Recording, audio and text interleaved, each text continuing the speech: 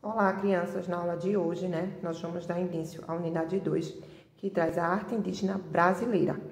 Na unidade anterior, estudamos algumas civilizações que já existiam no continente americano antes da chegada dos espanhóis.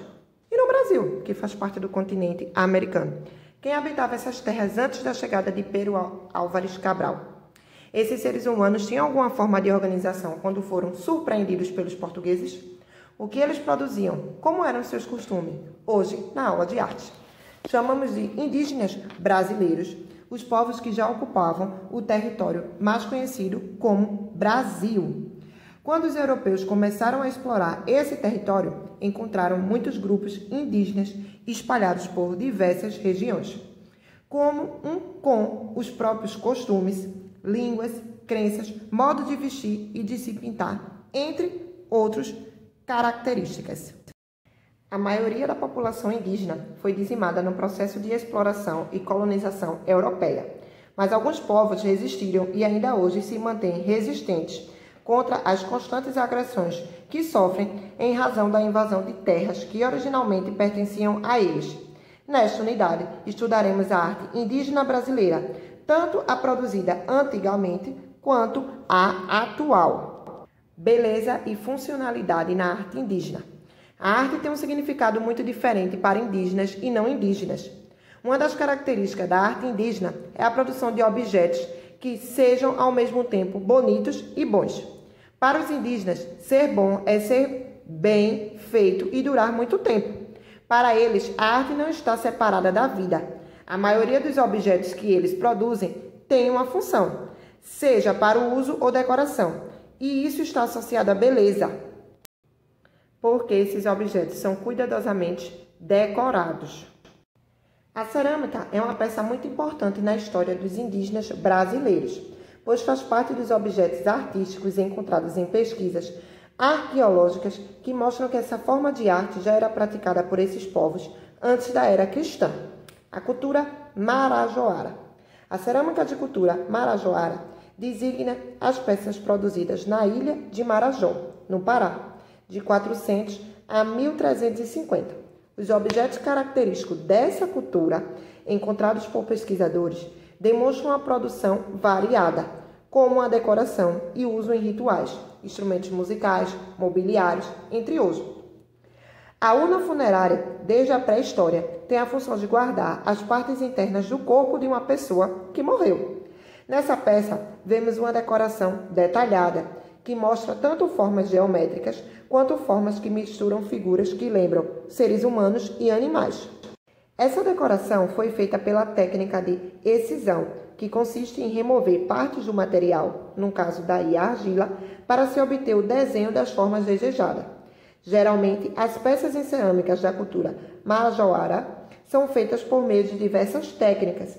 Apresentam mais de uma cor, predomina a branca, a preta e a vermelha, e motivos complexos, que sugerem formas de labirinto, traços geométricos e simetria. A cultura Santarém. A cerâmica da cultura Santarém refere-se à produção que ocorreu entre 1000 e 1500 na região do rio Tapajós, que nasce no estado do Mato Grosso e deságua no rio Amazonas, na região da cidade de Santarém, do Pará. Descobertas por naturalistas e pesquisadores, as peças dessa cultura, que incluem vasos e estatuetas, fornecem alguns indícios, por exemplo, de como esse povo concebia a representação do corpo, entre outras questões. Como podemos observar na imagem, esse vaso foi esculpido na forma de um homem sentado, de pernas cruzadas e mãos nos joelhos. É possível perceber que os braços e as pernas são muito finos em relação à estrutura do tronco. Além disso, notam-se resquícios da pintura vermelha e incisões, que são ranhuras na região da testa. A cerâmica de cultura Santarém tem um estilo muito característico. Em suas peças, feitas de maneira bem elaborada, podemos ver técnicas de pintura, incisões, cortes ou ranhuras na argila e aplicações. Representações de pessoas e animais são bastante comuns, usadas tanto para compor a forma da peça, como neste vaso, quanto como partes anexas a ela, parecendo pequenas esculturas para decorá-las, como as orelhas dessa figura masculina é representada. Você já viu algo semelhante em nossos dias atuais? O trabalho dos indígenas com penas de aves foi mencionado na primeira carta enviada por Pero Vaz de Caminha ao rei de Portugal, para relatar os feitos da expedição de Pedro Álvares Cabral em continente americano. Tal prática artística ainda é encontrada na atualidade em muitos povos indígenas brasileiros. São máscaras, armas, brinquedos, instrumentos musicais e outros objetos com função decorativa ou utilitária, adornados com as mais diversas formas e cores de penas de árvores. Para cada etnia indígena, essas peças produzidas com plumas têm um significado e uma função diferentes. Mas o que há de comum na grande diversidade da arte plumária indígena e o critério de composição? O diadema, adereço para ser usado na cabeça. As penas maiores são azuis e vermelhas com focos de algodão na extremidade, e as menores variam de amarelo e vermelho. Há um arame que sustenta o diadema e cordas para prendê-los na cabeça, feitos de materiais naturais, como fibras de plantas. A imagem, que a gente consegue ver, é um pente de cabelo feito de ramos de fibra vegetal, alguns traçados e adornos com penas curtas, cujo padrão de composição se repete ao longo do corpo da peça, tons de preto, vermelho e laranja. Para compor ou adornar um objeto, os indígenas decidem se as cores das penas serão análogas ou contrastantes e observam cuidadosamente as dimensões, as texturas e as formas de cada pena utilizada. Além disso, escolhem com bastante critério outros materiais que ajudarão a compor aquela peça, como couro, semente, concha de rio, miçangas e ossos de animais.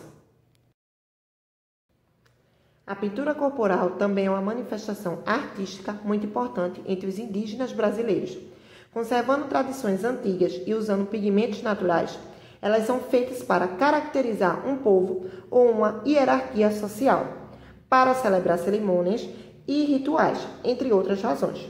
Os cadieiros, indígenas que vivem no Mato Grosso do Sul, são uma referência em relação a esse tipo de arte. Conhecidos por ser um povo guerreiro e exímios pintores, seus desenhos, passados de geração em geração, são compostos de finos traços geométricos. A tinta usada é feita com suco de jenipapo e pó de carvão. As celebrações fazem parte da vida indígena e estão vinculadas a manifestações artísticas que envolvem canto, música, dança e até mesmo representações. Os instrumentos musicais fabricados pelos próprios indígenas também são muito utilizados nessas celebrações. Por exemplo, para os Bororô, indígenas que vivem na região do Mato Grosso, as cerimônias são muito importantes. Nelas, destaca-se um coro formado por homens e mulheres que mescla vozes em tons graves e agudos, acompanhados do maracá, instrumento de percussão. A cerimônia de maior importância para os Bororô é o funeral. Nele, toda a aldeia se reúne para acompanhar a passagem da pessoa falecida para o mundo dos mortos, de acordo com a crença desse povo indígena. Uma das etapas dessa celebração ritual é o Baredu Curi, representação por meio da qual os indígenas fazem uma crítica aos excessos do mundo civilizado. Para isso, encenam o diálogo de homens civilizados, com muitos gestos, falas e adereços que os caracterizam. Outra celebração que ficou muito conhecida é o Cuarupi, realizada pelos Chavantes, indígenas que vivem na região do Xingu, no Mato Grosso do Sul.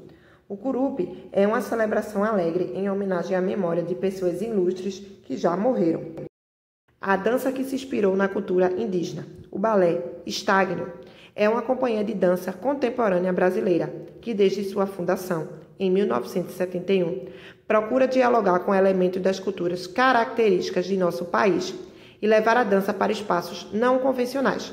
Foi assim que, em 1977, a companhia dirigida pelo casal de dançarinos Décio Otério e Marika Gilade criou o Cuarupi, ou a Questão do Índio, coreografia que mescla elementos desse jogo indígena ao vocabulário da dança contemporânea. Nesse mesmo ano, o balé Estagno dançou seu Cuarupi no Alto Xingu, região do Mato Grosso, na qual vivem algumas etnias indígenas. Até hoje, esse balé é remontado por seus diretores, para que as novas gerações possam apreciar esse belíssimo espetáculo e refletir sobre as questões indígenas em nosso país. A cestaria indígena é o conjunto de objetos feitos por meio de traçado de fibras vegetais, como hastes de folhas ou palhas. Os cestos podem ser usados para carregar e armazenar objetos, alimentos e outros materiais. O trançado é uma arte muito praticada pelos indígenas, seja em cestaria, armadilha de pescas ou outros objetos. Ele varia de acordo com a cultura de cada sociedade indígena que a produz, como podemos ver na imagem. Nesta unidade, o livro traz Você no Brasil, que está no Rio de Janeiro, no Museu do Índio. Diz assim: o Museu do Índio é uma instituição que pertence à Fundação Nacional do Índio, que é a FUNAI, órgão do governo federal responsável pela proteção e promoção dos direitos dos povos indígenas. Localizado na cidade do Rio de Janeiro, tem como objetivo principal conscientizar a população do Brasil e de outros países sobre a importância das culturas indígenas de nossa nação, preservando e divulgando a arte indígena. O Museu do Índio conta com muitas peças indígenas em seu acervo, feitas com materiais diversos, as quais são conservadas por essa instituição. Há peças de trabalhos artísticos variados, como objetos de rituais, brinquedos, adereços feitos com plumas, armas, cerâmicas, tecidos, instrumentos musicais, utensílios diversos e trabalhos com trançados. Esse museu também desenvolve algumas ações de promoção de seu acervo fora da instituição. Seu setor educativo, por exemplo, empresta às escolas materiais, peças e publicações, com o objetivo de divulgar a arte indígena brasileira e de aproximar os alunos de diversas faixas etárias da cultura indígena de nosso país. Então, na página 125, tem uma atividade que vocês devem responder o primeiro e o segundo quesito no caderno, tá, amores?